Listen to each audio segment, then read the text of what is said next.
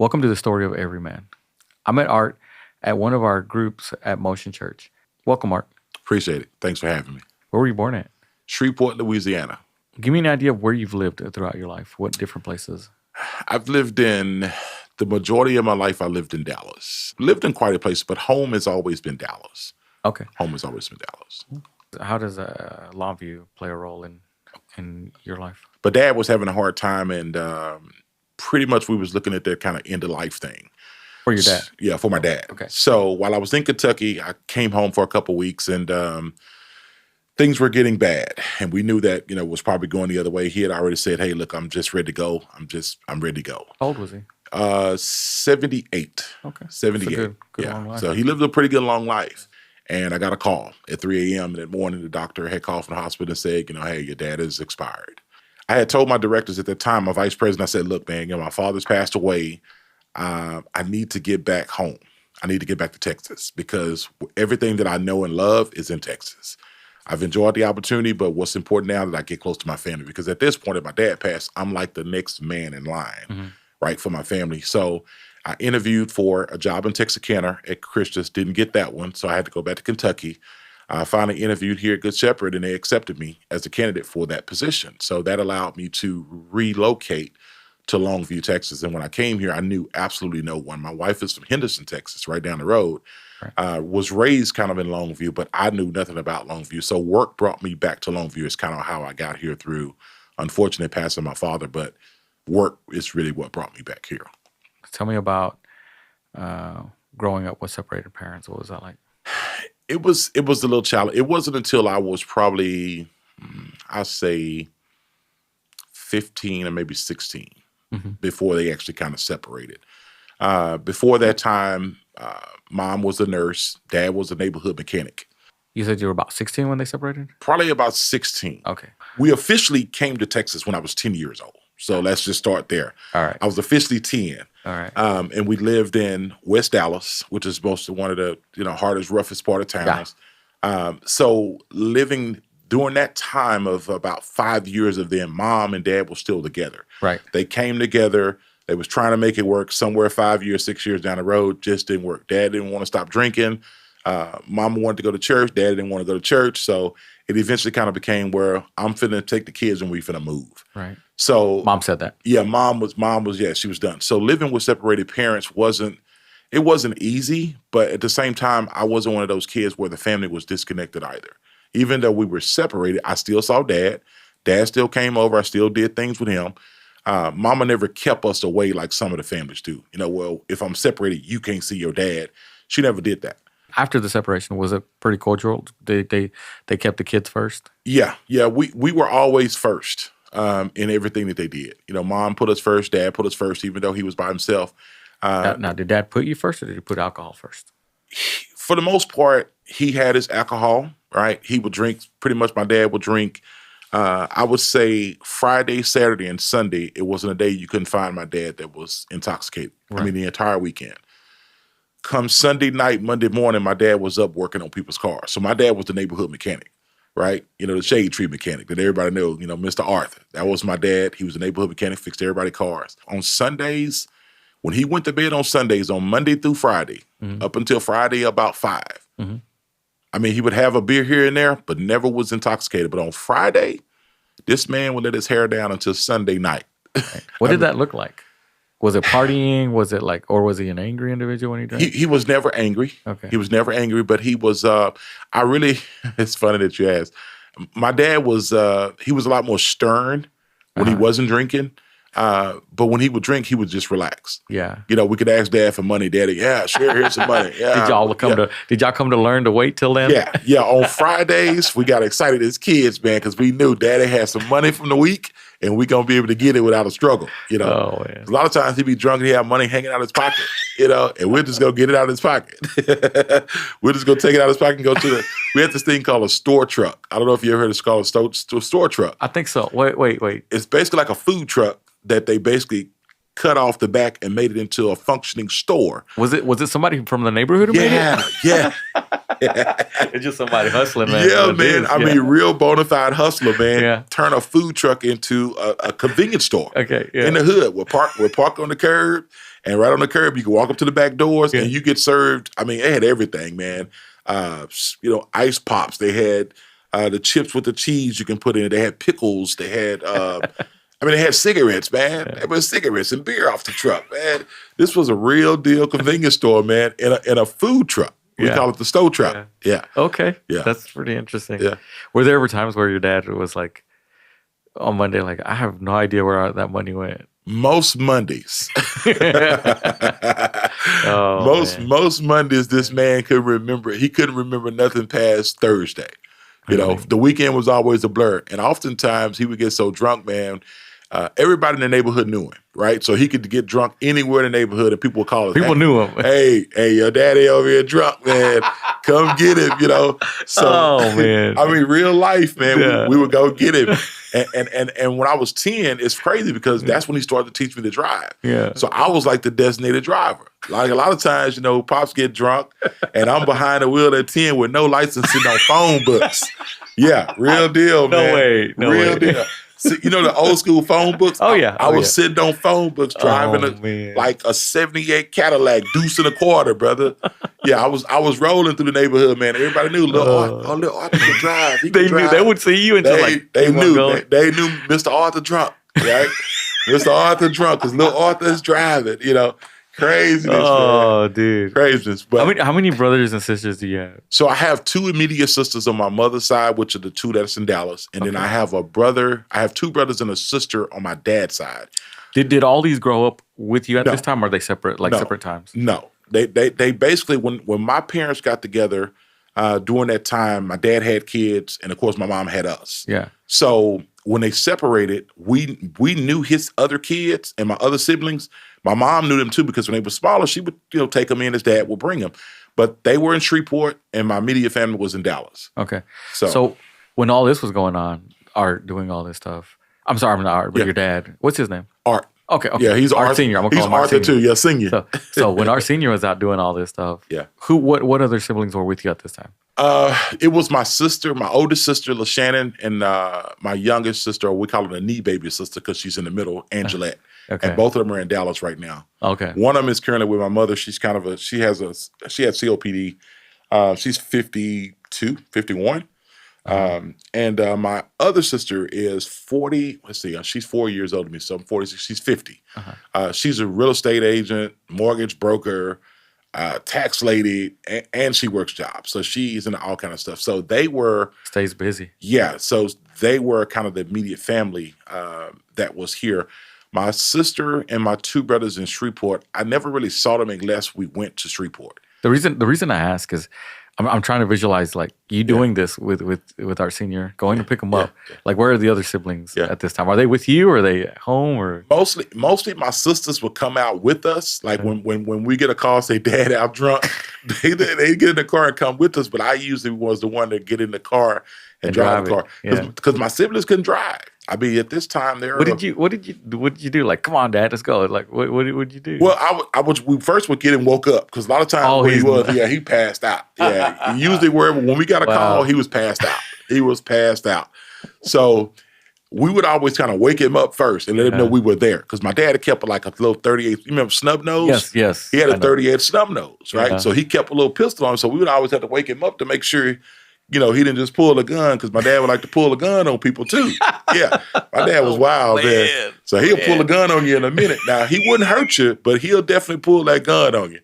And it's great. So we wake him up, and then, of course, he'll see us, and he'll kind of recognize we're there. And then I would get in the driver's seat because my sisters couldn't drive. Yeah. So it was either me or Mom. And Mom had to take the sisters back, so I had to drive Dad back. Yeah. Crazy stuff, man. Yeah, real life, though. This is real life. Yeah, this is like 1990s, like 89. That has to. So you can't say your mom didn't try when she's out there picking up Art Senior. No, she was in the fight, brother. Yeah. She didn't want to be, but she stayed in the fight. And even after we separated, again, we would get phone calls after she separated. And there was times we would get a call, and my dad would be like on Highway 45 in South Dallas. Then had a wreck on the side of the highway. Wow. Police ain't came, but we got the call first because everybody knew him, right? Okay. So we would go out and get to him before the ambulance and the police got there, get the car, get him home before all that stuff. Crazy, man. Crazy. There's a lot to unpack. This is interesting. Art Senior is a fool, man. I grew up in poverty, and what makes me laugh listening to your story is listening to situations where like I can remember things like that. Weird, man. Yeah, they called our community the projects. Yeah.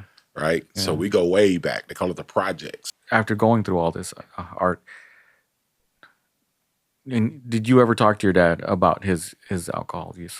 Did you ever sit down and have an actual conversation about him? Did he ever tell you why he drank so much?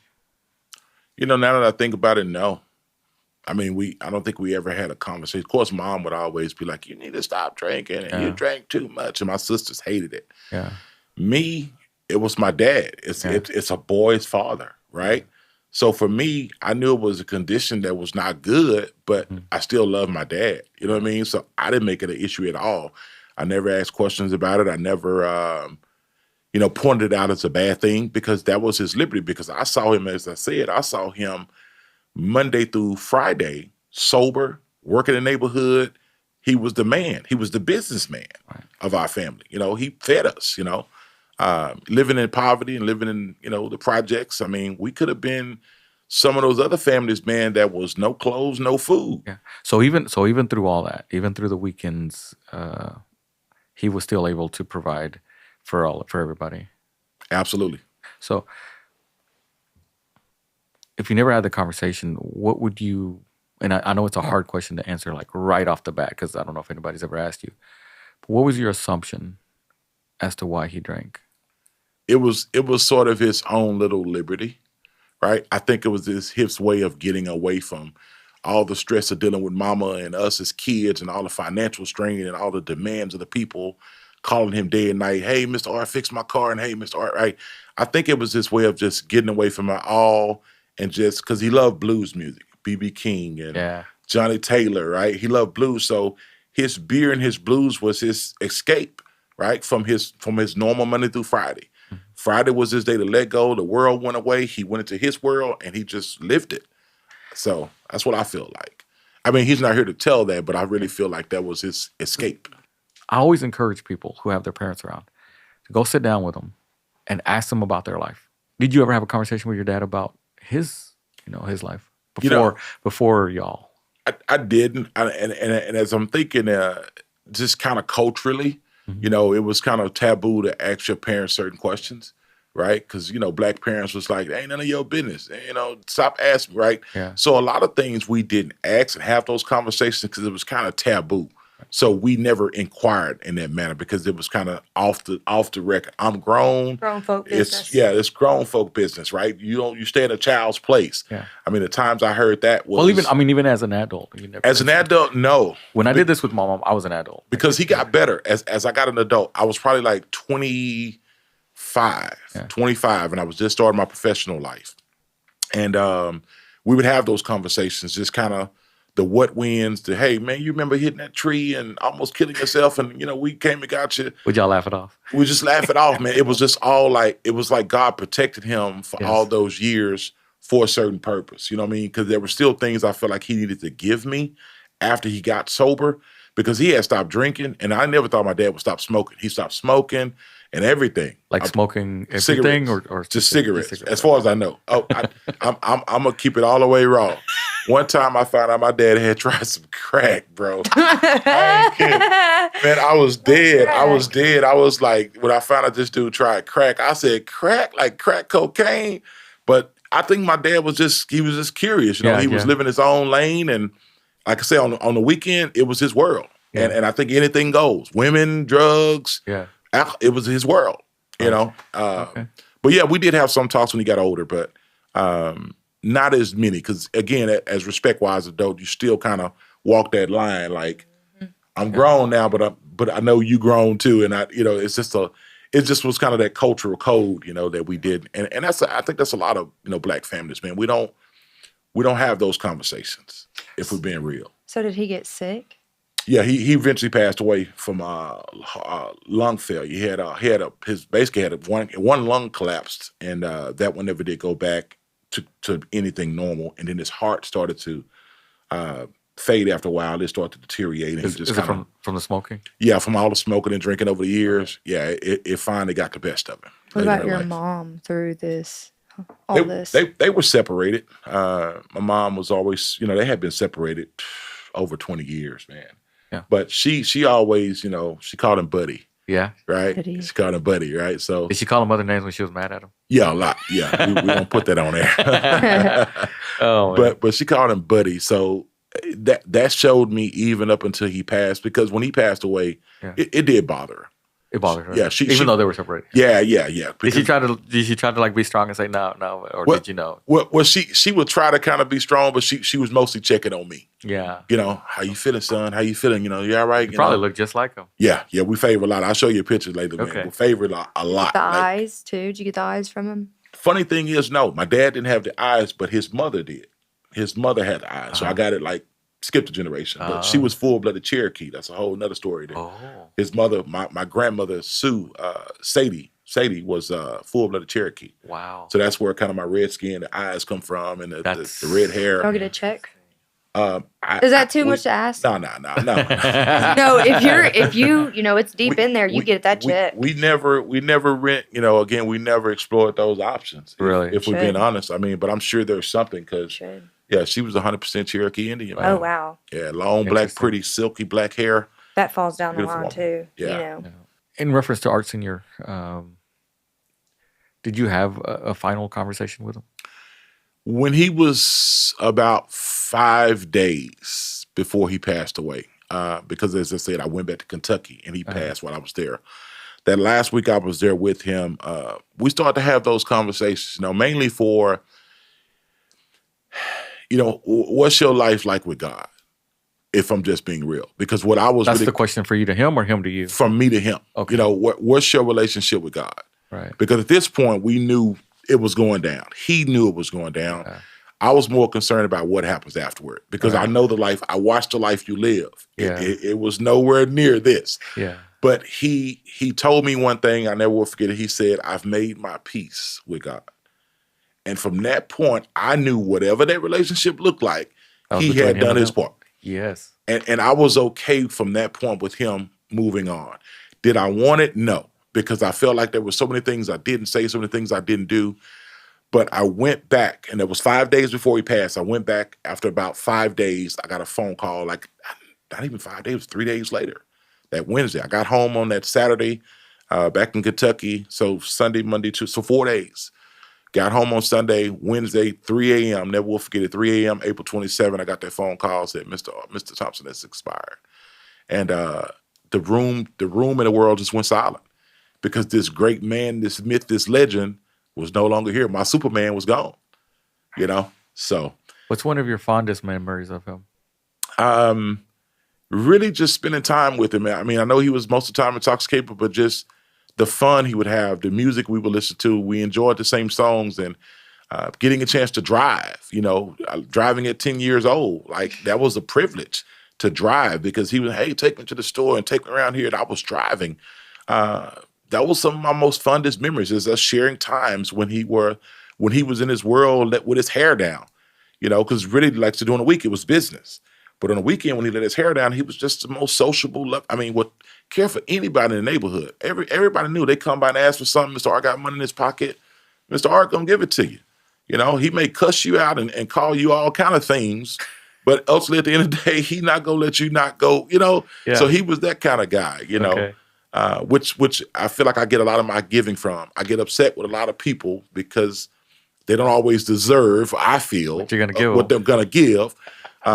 But I give, because I feel like, hey, giving you shall receive.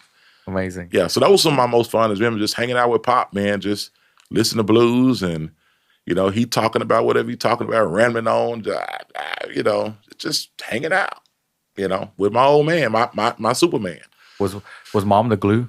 Yeah, for sure. Describe for sure. That. Describe that to me. So mom never did let what he was doing and who he had become break up the foundation of the family, of the house, right? Okay. She kept the basics. We still had curfew. We still had time.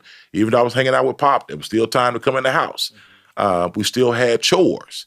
You know, I learned how to cook, clean, iron, wash, dry, fold clothes for my mom and my sisters, you know. So, you know, when I got to dating age and stuff like that, I didn't need a woman to cook for me, you know, because I knew how to do all these things. Like I could take care of house because I had 2 older sisters. So, Okay. but no, she kept those the main thing. Right? Okay. You still gonna be in this house at a certain time. You still gonna go to school. You still gonna, right? None of that changed. So absolutely, mom was always the glue because she kept it together. They separate. Who do you stay with? With your mom?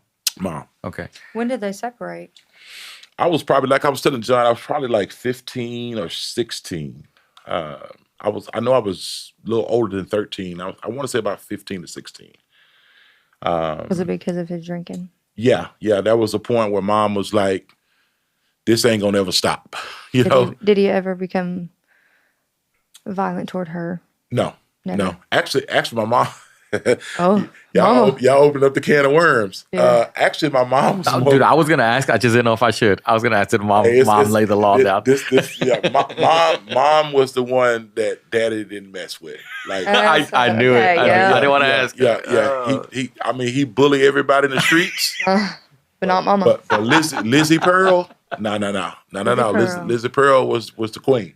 Oh my God. She actually, you know, my mother, you know, talking about my dad had a 38 snub nose, right? Mom had a 22 caliber. Mom actually wound up giving him one in the leg, like pow. No like, way. Yeah. No way. Yeah. Do you remember? Or Yeah. Why was that? It was an argument. I think this was the first chance he stood up and act like he was going to do something to her. Mm-hmm. And she was like, pow. And all of that went away and it never happened again. It never happened again. Yeah. He loved her even more after that. I'm telling you, yeah. Mm-hmm. And he still, I mean, to his death, man, he wore that scar on his leg. Art, I was going to ask that, but I didn't know if I should have. Yeah. Thank you for asking. Open that. books here. I think it's a Nothing story off of every limits. man. I mean, Yes, I love nothing it. off limits. I love it. Yeah. I mean, it's so your mom. What impact has she had in your life? Mom has been. So you told me about like So her teaching you stuff. Yeah. So dad was the impact to show me that life was worth living. If I can keep it 100, right? He was the one to show you life is worth living. Just do it. Right. Mom was the faith. Mom was the grounding. Mom was to keep God in your life. She was that piece. Right. So that's who my mom has always been. Even till now, it's like, I'm kind of like my mom's preacher, so to speak. My mom hardly won't listen to no preacher, but if her son say something, she'll listen to me because I feel like she know what she gave me, right? She know that she gave me this substance and now I give it back to her. When she kind of get out of line, I'm like, Mom, you know, that ain't what we do. They ain't, you know, that ain't how you raised us, right? So I throw it back on her. So I feel like that's kind of the balance. My dad kind of showed me the world and mom kind of showed me the church. Gotcha. Yeah. That's amazing. Yeah. Now let's talk about you. Yeah. Yeah. Growing up. Who are you? It's getting interesting now. It's getting hot in here. Yes. I'm intrigued. What was school like for you? School was good. Yeah. I never really had a problem in school. I went through 11th grade. And about the 11th grade, I realized I wanted to do something more with my life. Okay. Other than go to school. I got really bored. So I actually dropped out. I dropped out in 11th grade when I got my GED and enrolled in what's now Dallas College. It used to be Eastfield College in Mesquite. So I enrolled in college and tried college, did a few semesters, did enjoy it. Went to school for criminal justice and found out when I was 27, I was 27 at this time, I found out that I couldn't become a police officer because I had a record. Mm-hmm. So back when I was 17, switch gears a little back, 17, I was actually playing with my kid's mother at the time because I had kids when I was 18 years old. Okay. So I had kids young. I was a kid raising a kid. So I was playing with her one day at work and I had a 25 caliber, had just bought the gun. Right. And I'm at work and she's there and I'm playing with, I'll kill you. Right. I'm just playing. Right. I ain't finna bust a grape. But somebody saw the flash from the gun, called the Mesquite police because we live in Mesquite, Texas at this time. Called Mesquite police. They come literally surround me like there was a standoff. Basically put me on my stomach and my face, hog-tied me like you tie at that rodeo. Yeah. Did me one of them and put me in the back of the cop cars. Right. So you're telling me, Art, you're telling me that you were playing around with a gun. Yeah.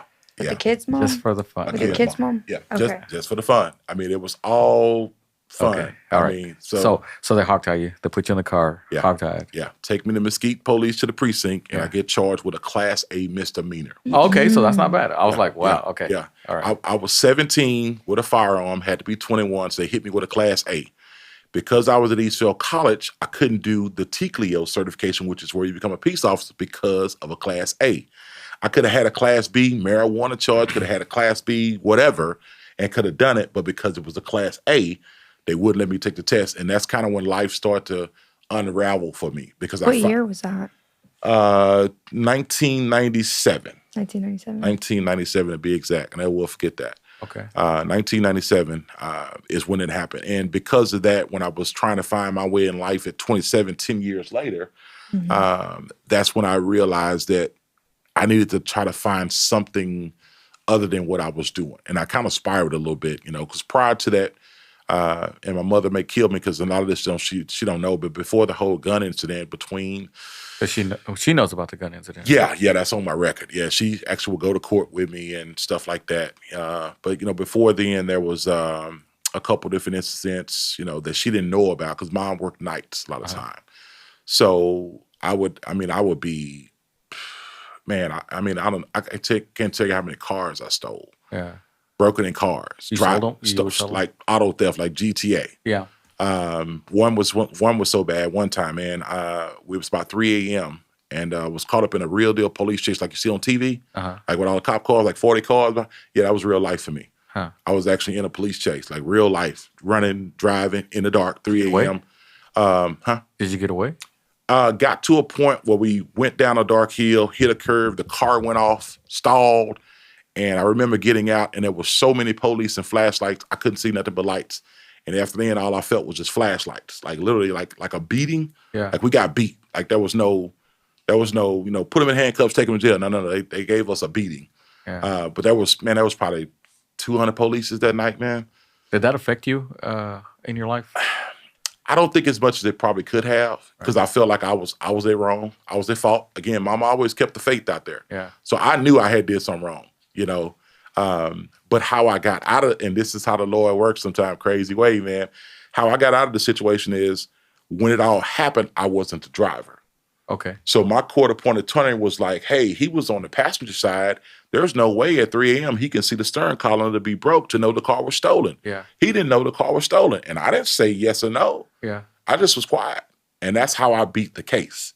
And got out of that auto. It was like Grand Theft Auto, like 5 years. How'd you beat that one? But sorry, I'm gonna jump back to kid's mom. Okay, how'd you beat that one? How did she not kind of vouch for you as you were getting hog-tied? You know what I mean? She did. She tried to vouch for me. Hey, this, But I think the thing that turned that one was out of her control because there was a weapon. Yeah, there was a weapon. I think and a discharge. That's what changed it. Like she couldn't save me from that.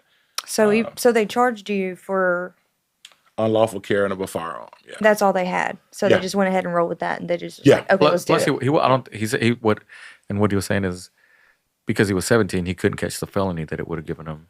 He just got the misdemeanor. Gotcha. Yeah. When you say you started to spiral, what did that look like? Identity, right? If I could sum up in one word, I didn't have an identity, right? I was 27 years old. I finally figured out I wanted to be a police officer. Did everything. Got a GED, got in college, did Pell Grants, the whole nine. I was always smart, and when they told me I couldn't, right? I didn't know what life looked like after then because I didn't have another plan. Spiraling was just, didn't know where to go, didn't know where to start, didn't have any mentors. I'm at this point, I'm with 3 kids, Okay. Trying to figure it out, working a little regular job, just spiral, just not a lot of hope. Were you with the mother of your children at this I time? was just about to ask that. Yeah. During this time, I was with my oldest 2 kids. So I have 3. So I was with my 2 oldest kids' mother, the same one with the gun. Yeah. Yeah. Did that strain that Unforgettable. relationship? No. To be honest, man, she was one of the people that kind of stayed in there and helped me figure it out. Okay. Yeah. She stayed in there and helped me figure it out because, honestly, I felt like there was a lot of love there. What's her name? Her name is Amanda. Okay. Yeah. There was a lot there. At that point in our relationship, it was still solid. Okay. Like we really cared for each other. You know, it strained later in life, but at that moment, she was still there for me. I mean, she was really super supportive of, I think she saw in me what I didn't see in me. Okay. Right? I think she saw in me what I didn't see in me. What did your face look like at this time? I would say I was a believer. I wasn't a knower. I didn't know God at that time, but I believed in God. Okay. Right? So you weren't as engaged as you are now. Okay. I would tip in a little bit here and there on Sundays. Sometimes she want to go. I was kind of that guy, in and out. Okay. You know, believer. Yeah. How'd you get recentered and back to where you needed to be? I want to say I was probably, man, it took probably about 10 years after the end. I'll say when I was in my 30s, like 35, 36, 37, that's when I started to get to know God for myself. Okay. Right? So it was at this point I wanted to know for myself. In our lives, there's going to be multiple moments that I call catalytic moments. Yeah. What was that catalytic moment for you where you said, I've got to get my stuff together? I believe when I started to see my kids get a little older, at this time they're probably like I say, about 6, 7, 8 years old. They're really starting to come into an understanding of life. They starting to have their own opinions. And I looked at my life and I looked like what I was able to give, and I didn't feel like I was a good representation of what that dad looked like. I was a good dad, but I didn't feel like I was a father. Right. Right. Okay. So I wanted something more for them. And there wasn't, again, a lot of support around. So we started to lean more to this faith avenue and be like, okay, let's find out more about what this thing is about. Let's give this thing a shot. Because I done tried everything else. I done sold dope. I done smoked dope. I done ran with the women. How did we gloss over all this? Oh, yeah, so it's a lot to unpack. We did all this. Yeah, and like, what were you doing through that time before you finally came to that conclusion? What were you doing for work and supporting your family? Was Amanda with you? Yeah, she was with me. This time? Yeah, absolutely. Good question. She was with me all the time. Like she never left. She worked and I worked. That's one thing that we always did. We always kept a job. Okay. It wasn't much of a job, but you also sold dope. Yeah. So you were selling dope and you had a job on the side. Yeah, that was the way of life. You know, you had a job to kind of keep your front so nobody knew that you was a dope man. And then, of course, in the evening time when the lights go down, you know, you go outside with your baggies and you take care of your neighborhood. Yeah. Would you say you're good at that trade?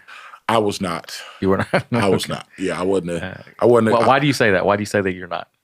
Which trade? Working or selling? You know what we're talking, Okay.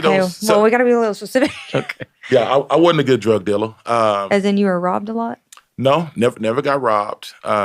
I would be a lot more generous. Hey man, let me get that till Friday. I get you money when you get back. Oh, okay. No, okay, man. Hey, that was your nature. That was your calling. I was a giver. Yeah, right? A lot of fronts. So I was a giver. So I fronted a lot of people. You know, I had 4 friends of mine that was in high school around that time. Did you end up having to pay out of your pocket? Most of the time. Oh, man. Most of the time. Okay. But it wasn't a whole lot. It wasn't like a lot. I didn't have to pay like, I got to pay thousands of dollars. So maybe a couple $100. Okay. Right? So I always limited my risk. I was always business smart. I was always savvy. Yeah. I limited my risk, but I was more of a giver, right? Okay. But I had 4 friends. I was really trying to help them out because we would sit around the table. We have, 4, 5, 6 pounds of marijuana, and I'm cutting it up, bagging it, and weighing it. Boy, Mom's gonna kill me if she ever hear this because she don't know anything about this. Man, I got you. I'm gonna relate to you, brother. Yeah. I mean, come on. But there was times where I would sit around and bag up, weight for them and give them things to do because, again, entrepreneur-wise, I want to see everybody succeed. Yeah. Mm-hmm. So I would take care of them and give them, the weed bags, and they would go make their little money, and they bring me my little cut, and I give them so I was kind of entrepreneur before I was entrepreneur, before I self-employed now. That's how I would kind of think of it now for you, that it kind of did teach you some things, even though it was, wrong. Of course, it was wrong. Yeah. But it did teach you so much. A lot of fundamentals. Yeah. A lot of practical fundamentals. Advertising, selling, not getting caught, marketing. Yes. So I have a hard question. Yeah. Shoot. On that matter. Shoot. Did you ever have a moment where you thought about your children while you were doing that? Yeah, got the perfect example. I was in apartments I stayed in Pleasant Grove, for those that know Dallas. I stayed in Pleasant Grove, right? Yeah. Oh, those are rough ones. I stayed in Pleasant Grove, and I stayed in an apartment. And there was where I lived, apartment. Of course, I did all my dirt up here. This is where I did all my dirt. The first time I had my apartment, I was probably 19. had my apartment. Below me was a guy named Tracy. Tracy was a real dope man in the neighborhood. He was a high roller. Yeah. He's a real deal, right? I'm nowhere near where he is. He's a real deal. So I always had a lot of people, my homies and stuff like that, and girls coming in and out the apartment and stuff like that. So one night his car got broken into, right? My kids wasn't at the house this time because, of course, I'm in my apartment. Their mother's with, her mother and the kids over there. We hadn't quite got together at this point. Okay. We was just kind of dating. But his car got broken into, and he came and knocked on my door. And he said, "Hey, Art." No, at this time he called me Cat Eyes. He said, "Hey, Cat Eyes," right? He said, "You know anything about my car getting broken into?" And Did he say it in a question or in an accusing manner? It was very accusing manner. Okay, right? Because in the hood, that you know the difference. I know the difference. You know the difference, right? I know the difference, bro. So it was a very accusatory manner to start with. Yeah. So now I'm a little offended because I'm like, you came to my front door with this, bro. I had a history of stealing cars and breaking in cars. That was my forte. That makes sense. I forgot about that for a second. I did too. Okay. Right. Okay, now making so sense. it's a question. It's a valid question, right? But at this point, it was honestly, I was trying to become the dope boy. I was trying to become the drug dealer, right? I was getting out the car stealing game, right? So anyway, his car got broken too. So he thought because all the people that was in my neighborhood that was always coming in and out of my apartment, I had to know it was some of my people. It wasn't necessarily me, but it was some of my people. And I convinced him. I said, "Look, man, this ain't my people. We don't do cars no more, right?" So he was like, "Yeah, whatever, man. I'm gonna let it slide this time, but if there be any more issues, just know I'm coming. I'm coming to take care of business." So he convicted you, right? He convicted me and said I did it, right? So at this point, I'm kind of standing on the stairs and I'm looking at him as he turned away, thinking he's finna walk off and go away. He turns back around and looks at me really weird, like, "I think you lying to me." Like with that look, "I think you lying to me." So he tips up a few steps, and I remember him pulling out a pistol and pointing it in my face. Literally, I mean, less than a foot away from me. Yeah. I mean, the gun is here.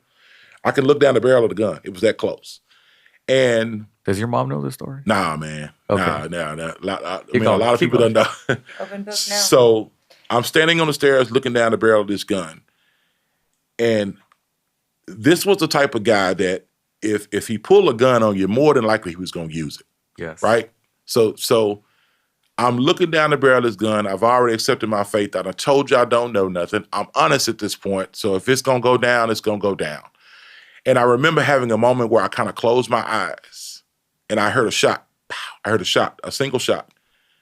In my mind, the gun did go off, but it never hit me, if you get my drift. Yeah. Up?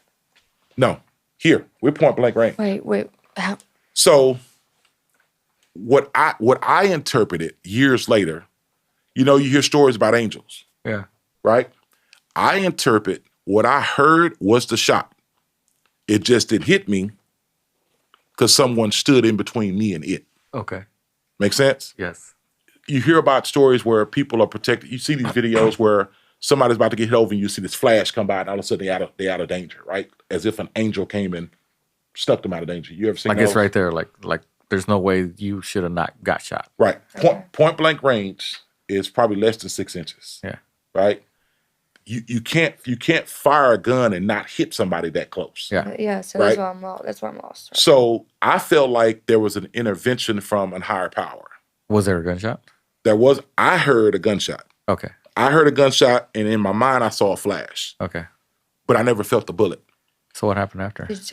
So this is how I know. This is how I know there was some intervention. And there's other stories where I was driving and blacked out and don't know how I got home. Was driving a car that don't know how the car got to.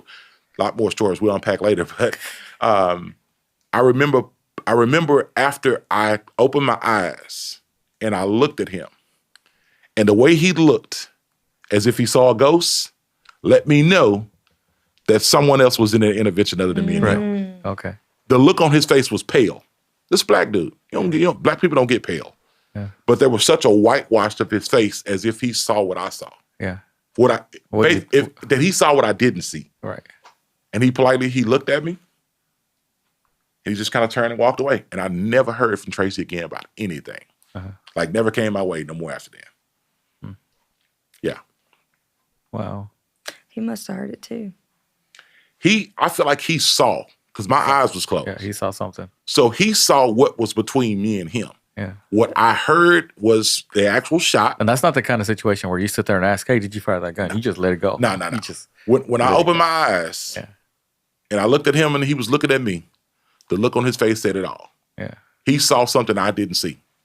Later, I contributed to be God's kind of intervention because God saved me for now, right? There was plenty of times I felt like I escaped. I escaped the Grand Theft Auto, 5 years, 5 to 10 years, guaranteed, Grand Theft, right? I escaped those things. I escaped the bullet. I escaped not being caught up in a dope game, getting locked up. And all these were interventions I felt like that God kind of stepped in way back when that I understood later in life when I got into my 30s and started kind of getting to know more about him is kind of where things started to change. So tell me the moment where you say, so change in direction here. Change in direction. Okay, so the moment where everything changed after life had given me all that I wanted. I was in church one day and I had started to hear and understand about this Holy Spirit thing. Right, that this Holy Spirit is what you need. It's a change of life. Where were you hearing it at? In church. Okay. I was at this time I was a regular churchgoer. I had finally got back in the church and we was a regular. Okay. And I kept hearing about this Holy Ghost, and I was going to a Pentecostal church. Pentecostal people get really live. Yeah, like so they're the ones that run around. Yeah. They get to run around. They talking in tongues, and it's a whole lot going on, brother. It's a lot going on. I didn't know that. Yeah, it's a lot. It's a lot I didn't going know on. That was Pentecostal. Yeah, in the Pentecostal church, it gets live, like live. It's pretty. Yeah, they get really active. So anyway, I'm in church, and Pastor Mac, my mother knows, my whole family knows, and my sister and everybody. Pastor Mac was instrumental in my life at that point because I was going to his church, and he was a Pentecostal preacher. And he kept telling me, if you want the Holy Spirit, Art, if you want it, you just got to lift your hands and say you want it. You got to lift your hands and say you want it, right? Sound cliche, but that was facts. And I remember one day I lifted my hands, and I remember my head going back, and everything just kind of went black. And I remember an energy, something energy energized my entire head down to my feet. While I'm in this moment, I was fully being energized. And when I came to, things were so much different internally. The fight that I felt like I was having with myself went away.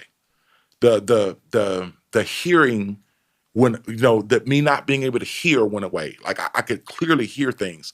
There was times where I would be sitting in a conversation maybe with John, and John would be not even thinking about what he's thinking about, but it's on his mind, and God would say, "Hey, let him know it's going to be okay." Yeah. It turned into that moment. This energizing moment turned into, I was not a person that cried. You couldn't make me cry. You could punch me in the face since I wouldn't cry. There was moments before that. Okay. Before the energizer moment. Okay. Right? There was times where now I can see you watching a movie or see you reading a book, and I can see your eyes start to well up, and I feel your emotion and I cry. Okay. All of these things start to happen like quickly. When was this? This was after the Energizer experience. Yeah, but how long ago? Like when? This was now probably about 10 years ago. Okay. Probably about 10 years ago now. All right. And here recently, I kind of felt like I was trying to tap back into that because I kind of felt like I lost it. So I kind of took some fasting time and kind of reconnected. I heard about somebody told me you were fasting. I went 7 days. 7 days, number water. Yeah. No food, no drink, number water, 7 days. You gonna do that? I would probably be like Bones. I'd be scared to do that. Yeah, 7 days, okay. 7 days. So, and that was kind of my moment of kind of recentering, because even though I have been, in the faith and I understand God and I know who God is, I found myself doing a lot of things on my own, my own understanding, because I'm smart, because I'm intelligent, because I know how to manipulate. And I have found for many, many years prior to coming to Motion that I was on my own. I was doing my own thing, and it was only up until about a week ago I said it's got to stop. I got to stop doing me. If I want what's next for me, I have to stop doing me. That's amazing. So I pulled back, took 7 days off, pushed my plate, sun down to sun up, just got before the Lord, man, and just confessed and repented. Lord, I made a mistake. I know you and I know what you've done for me. And now I'm just in this wilderness place and nothing is happening. And, money ain't coming in and bills is due and everybody, this ain't my life. This ain't my life. This ain't the life, Yeah. And I had to recenter. I had to go recenter, pull it back, and go before him and say, hey, I want what you have for me. Like, I'm tired of doing my part. Like, I've done my part. I've did it and messed it up.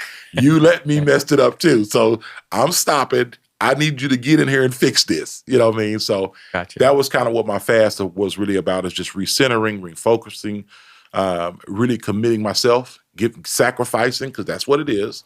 Okay. Sacrificing. That's intriguing. That's actually really inspiring. I feel like whenever you were talking about your energizing moment, and like, I don't know, just from you talking about that, like, kind of warmed my heart a little bit. Yeah. It's a living thing. You know, we always talk about feeling the Holy Spirit, you know? Yeah. You know when you feel it. It's and real. I felt it. That energy, raise a hand.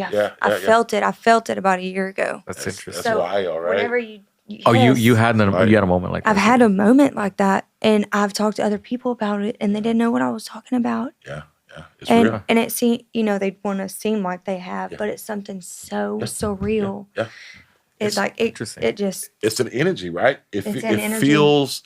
You know, it's not euphoric too. Yeah. You know, it's not somebody doing something to you, right? It's not me or you and me. This is from a whole nother plane. Between something else. Yeah, this is between the spirit thing that's in you.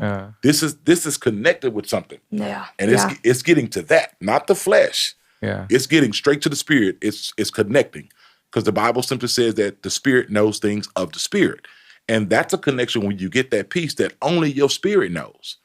You don't know it, but your spirit knows it. And that's what that energy, because we're all energy anyway, right? Right. Before God was formed in the body, what was he doing? Hovering over the earth. He was energy. Same thing. That's that connection when you, it's like a little touch.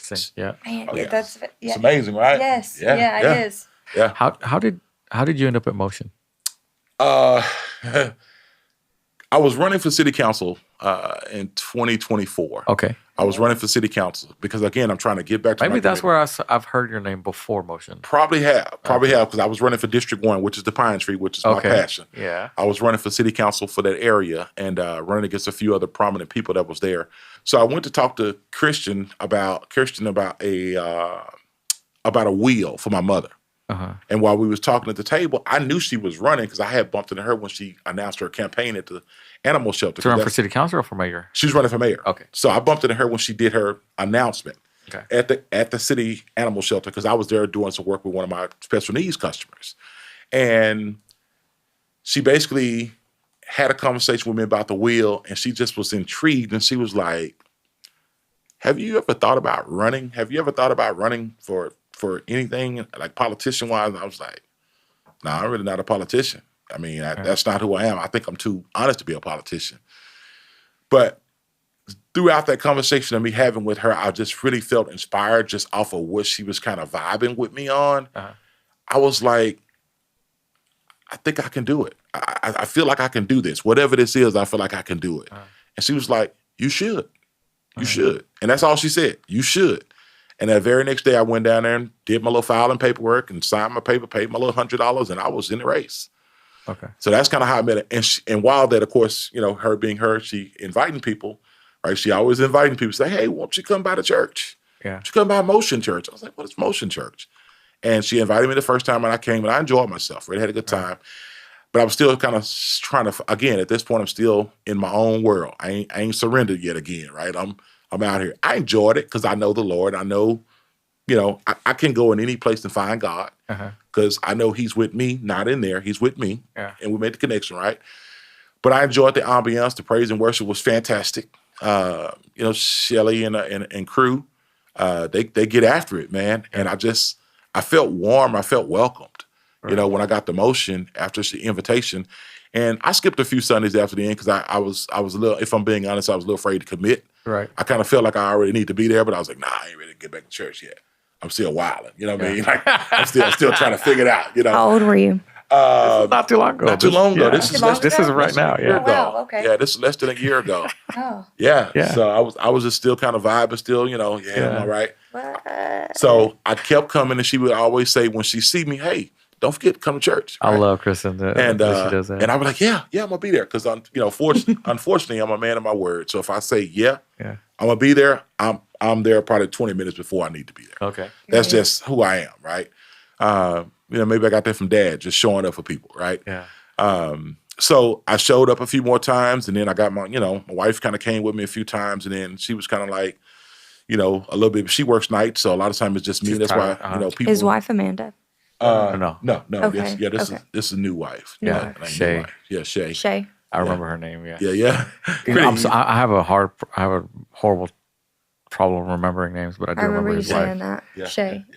Shay is your lady? Yeah, Shay been with me for about 14 years. So Okay. she's after the wife. And, wait, what? So Amanda, you never were. Yeah, we were married for. We was together for 14 years, married for 9. And when that broke up, that kind of put Art in a really bad place because that's all I knew was her. Yeah. Everything I knew was her. My kids, my life, who I was, my identity was all tied up in that. So when she left and decided she was going another way, it crushed me. It put me in a really bad place. So it took Shay about 3 years to kind of even get close enough to me for me to be like considering marriage, right? Yeah. Where did you meet Shay at? I came through Longview, Texas. Texas. Oh, okay. So this was before is she the one from Henderson? Yeah. Yeah. Okay. Yeah. So I came through and I was working in the healthcare field. I told you I had been doing that for years. I came to here to do some training, and I met her in passing. Okay. And we was kind of already rocky on that end already. So just talked to a nice young lady, had a good conversation. We kept in touch. Nothing serious. We just kept in touch. After that kind of dissolved, it took me a minute to even talk to anybody about that, and I kind of opened back up a little bit, and she started talking, and she started to come. I was in Corpus Christi. So she started coming from here to there visiting me. Oh. Dang. Yeah, she would get on the road like commitment. Real truck driver. Yeah, she would get on the road. Oh, actually. Yeah, she would get on the road and come down. I mean, on our own expense, our own dime. I mean, Wow. would never ask me for nothing. Come stay, cook food, take care of me. Kind of the way we're trying to get you committed to God. Yeah. So, Okay. Good comparison. So she did her part, and after about 3 years, I was like, I'm really not want to be kind of shacked up, So I was like, well, we might as well get married. I mean, that's one of the things where we live in it, so might as well just do it. Interesting. And that's a good. And that's where we kind of connected. We kind of connect because she had a level of faith at that time, probably a little bit more than me. Yeah. And I was understanding of the Bible says better to marry than to burn. I understand those things. So we did it. Probably 2 years sooner than I anticipated. So we had this big beach wedding and all that good stuff. The whole shebang, the whole real deal beach thing. Wow. Like $10,000 worth of stuff, bro. Wow. Like expensive. Dang. Yeah. So we did that, and we just kind of rolled with each other, But we she had a lot of trauma in her life that, up until about a year ago, we hadn't quite worked out the trauma, and I think we're getting pretty close to her letting go that past trauma in her life in order for us to really kind of evolve. It's really awesome that you guys have made it this. Yeah. Made it to the years Really you have, is. and You really continue gotta- to do it. Yeah. Continue to work at it. 10 years this August, 14 years together, 10 years married this August. That's pretty good. Yeah. Those are good numbers. Yeah. Those are good numbers. Yeah. A whole decade. So, as far as motion, so you liked it, but you were still not like Yeah, I had spiritually. You weren't where you needed to be. Yeah, I had some. How do you say it? Problems committing. Commitment. Yeah, commitment issues. Yeah. I knew it was good ground.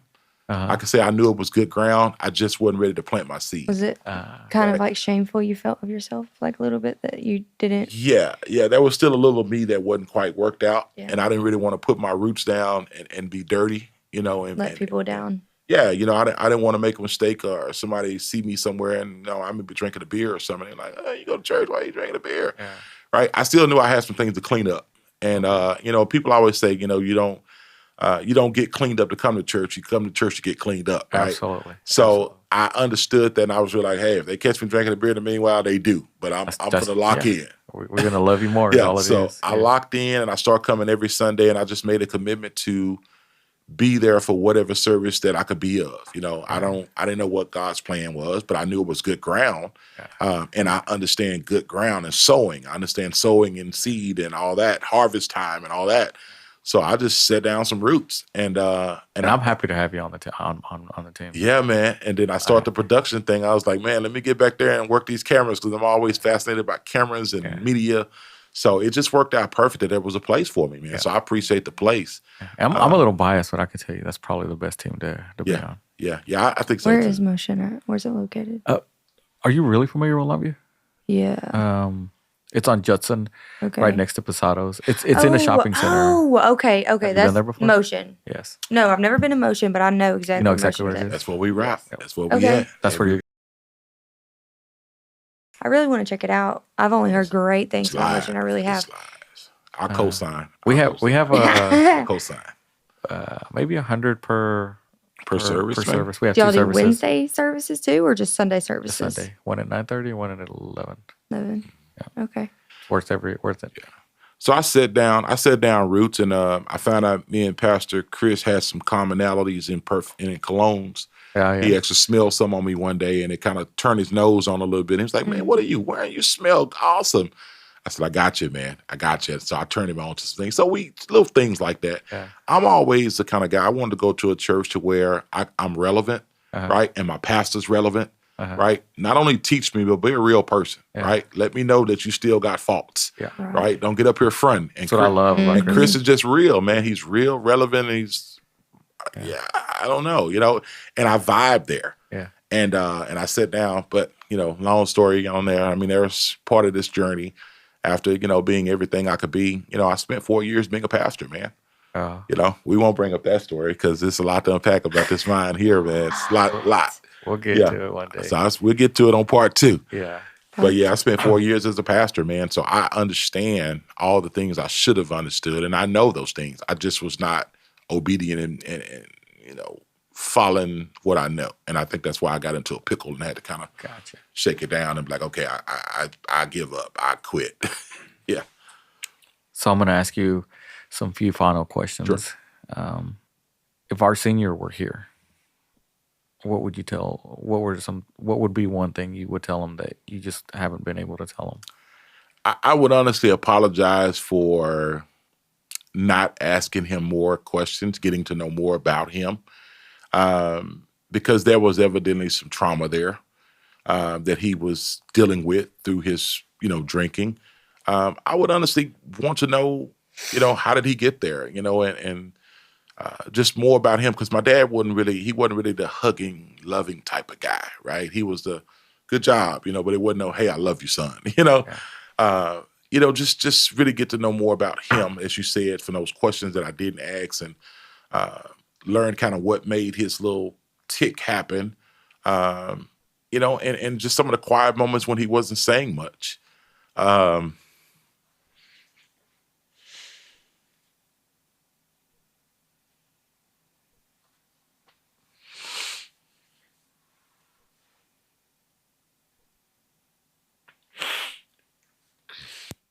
But I think if there was one thing I could really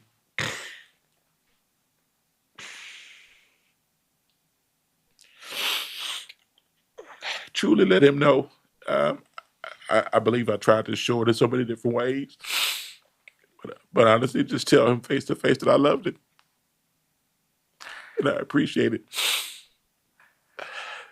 I think it's phenomenal. And I think it's important to tell you that you, a 10-year-old guy, driving Art Senior home on a stack of books, was saying, I love you.